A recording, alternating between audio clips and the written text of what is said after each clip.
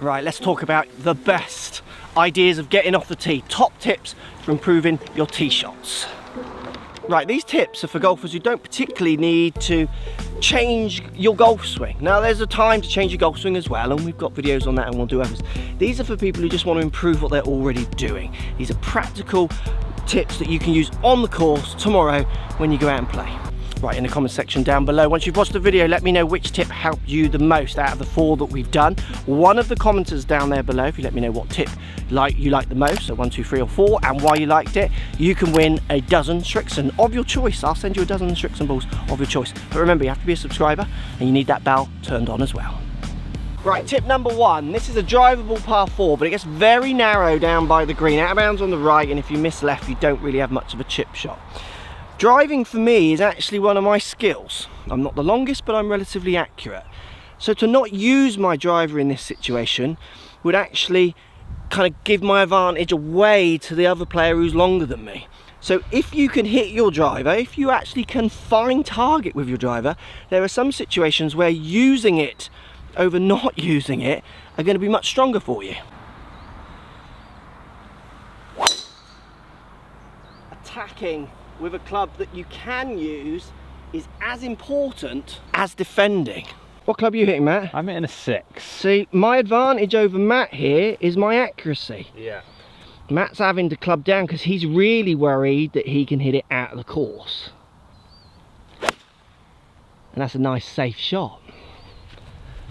For me to gain against someone who's longer than me, Matthew, Yep. I actually have to use my driver, not hide from it. I would always be doing what you're doing if I'm you. Yeah. Driver everywhere because I'm that accurate. Yeah, yeah. But if you're not, No. this is still a policy. Absolutely. Off the tee. But You there's can still lots make of people birdies with ease. Yeah, there's lots of people watching this video who are hitting 50%, 60% fairways. That's a lot more than me. Yeah. Use that as an advantage. You're teeing up the right here, Matthew. Why are you teeing up on the right side of the teeing ground here? So I like to see a fade on this hole, and teeing up on this side really makes me feel like I'm hitting into the course and then moving the ball with the hole. If I was to tee up on the other side, I'd feel like I could see the trouble a lot more, and I'd be aiming up more the centre of the fairway and to the right rather than left, and bringing it back to the middle. And the trouble on this hole is more up the right, isn't it? Yeah, more up the right. I do this a lot on like tree line courses as well. Like tree line courses, it's so important to be on the right side, so you get just that little bit of extra room to move that ball if you need to. Perfect ball. Nice little cut. So it's not about that this is going to make you play better, but it certainly helps, I think, your imagination of what you're seeing, having those preconceptions of what you want from the shot almost. Yeah, absolutely. Like dog legs, tree line courses, all these situations I'd be doing these sorts of things. Pin positions on par 3s as well. Yeah, good point. If the pin's on the right or the left, make sure you're teeing up in the right area. Same tee, you're on the left. So for me, I'm not afraid I'm going to hit it as far, maybe offline. Yeah.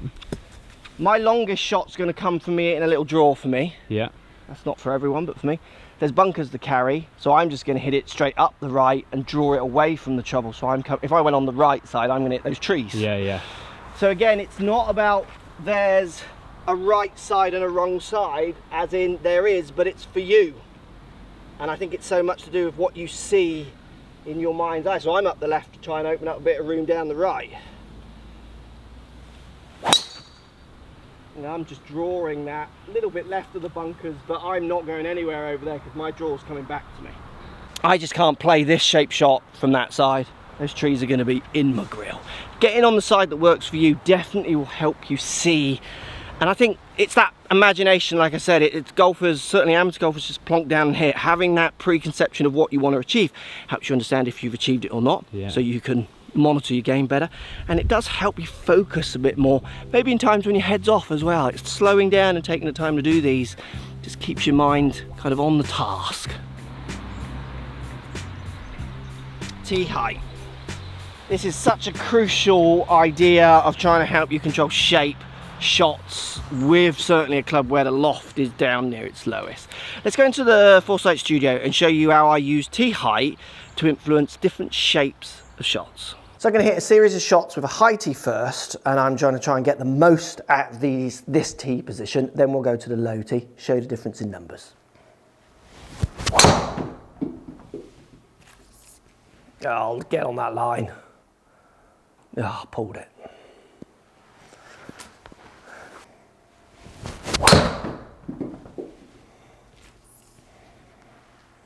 So for me, I've always been a general standard position as a higher tee position, so like half the ball above the head of the club, because I like to hit up and I like to try and send my body out at that ball. So the higher tee is where I feel is my default normal.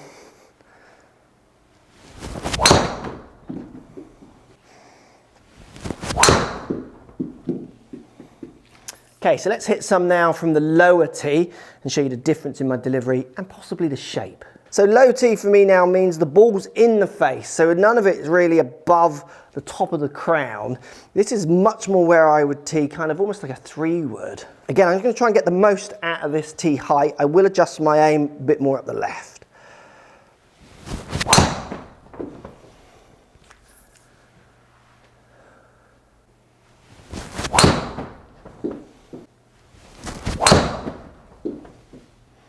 I think playing with tee heights for so many of you will teach you so much about your deliveries and how you can get the most out of them. I just feel for lots of golfers, it's having that confidence to experiment. Like, you're allowed to, it's a good thing. It makes you learn so much about your game. Right, one more and we'll show you the numbers.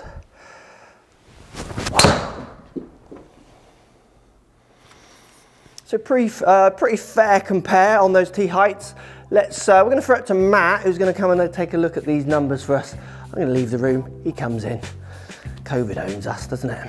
So let's look at what the tee height's doing with Mark's shot shape to start with. At the top here, the lower tee height is all drifting to the right and a lot shorter, and the high tee height going straighter to slightly left of target. So definitely have an effect on the shape. Now, ball speed, very similar, only 0.4 miles an hour in between it. The lower tee definitely launching lower and spinning higher. So I'm guessing if we look now at the club data, that strike's going to be lower as well, which it is. Lower tee height striking low on the face, which is making that spin go up. Club head speed, very similar. Dynamic loft, delivering a little less loft with the lower tee height as well. And if we move on to path now, having a big impact on that. Low tee height, moving his path out to in across the ball, whereas the higher tee height, moving his path into out, and that's also having an effect on his angle of attack. Look at that, a lot more up with that higher tee height compared to only 1 up with the lower tee. So you can see here that he is using it for shot shape and distance too. Should we head back onto the course and see what tee height he chooses? So I'm going to hit a high draw here, so I've teed this ball up at its higher side of my teeing range to try and help certain paths, different launches and different shapes. Right, final tip. This is a big one. Fairway bunkers. Research here shows that you're losing a lot of shots in fairway bunkers. Let's just avoid them, shall we? So there are fairway bunkers down this fairway that I don't want to tangle with. So for me, unfortunately, I'm going to have to hit a 3-wood because the 3-wood won't reach the fairway bunkers. It literally just takes them out of play. And for so many of you, as you saw from that research, they're costing you a lot of shots. You've got to just do what you've got to do to not go in them.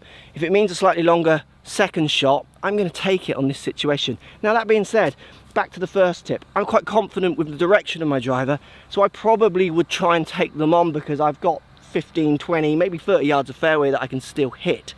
But if you're not confident you're going to skirt them, just take them out of play. Aim right, come short, just do whatever you can to not go in them. They're costing you shots. You've also got the skills to get out of them too. Yeah, that's the other thing, is I'm not as fussed if I go in them here, but we've played links courses where they properly panic you. Yeah. 3-wood, taking them out of play. Just makes for a very relaxing tee shot. I mean, I've hit that pretty much at the right side of the left one. I know it's not going to go in it.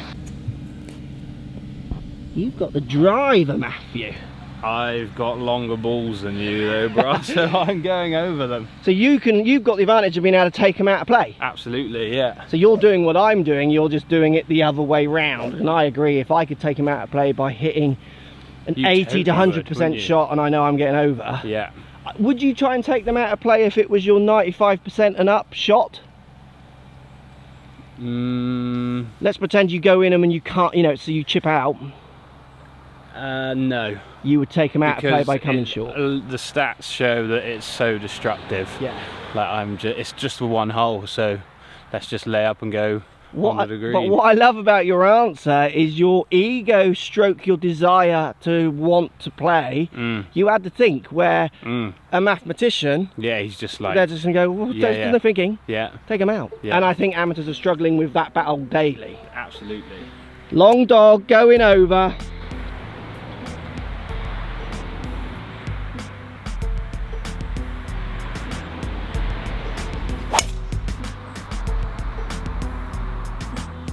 Easy, bro. Yeah, lovely.